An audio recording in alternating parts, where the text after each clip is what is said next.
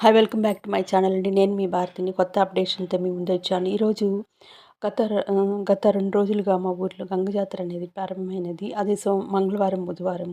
సోమవారం రోజు అర్ధరాత్రి గరికైతే వచ్చింది చూపించడం జరిగింది. అదే మంగళవారం రోజు ఇంట్లో హ్మ్, పాలు పాలు, నెయ్యి, పెసరపప్పు, అన్నము, బెల్లంతో కూడిన పరమాన్నమని స్వయంపాకంగా అమ్మవారి గుడిలోనే చేసి ఆ ప్రసాదాన్ని అమ్మవారికి నడిబొట్టున నైవేద్యం ఇవ్వడం జరుగుతుంది. ఇక్కడైతే భారీ రద్దీ అండి.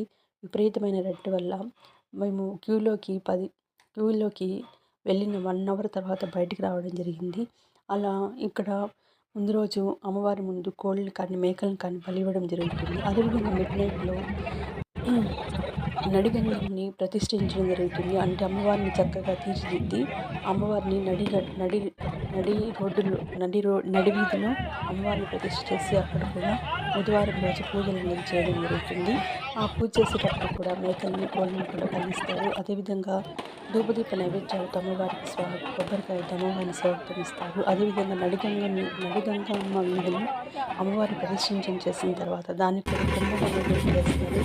అంటే ఇంట్లో పూజ చేసి నాన్ వెజ్తో కూడిన పిండి దీపాలు, తర్వాత కుడుములు, పాయసము అనే రకాలు ముఖ్యంగా మునగాకు లాంటి పదార్థాలను చేసి ఇంట్లో మనకి గంగమ్మ దేవిని పూజించుకొని తర్వాత దాన్ని తీసుకెళ్ళి మళ్ళీ నడిగంగమ్మకి నైవేద్యంగా సమర్పించడం జరుగుతుంది.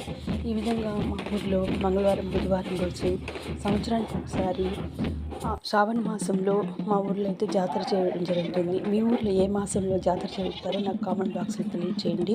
ఈ విధమైన 2 ఫెస్టివల్ మీకు తెలియజేయడం జరిగింది. Thank you.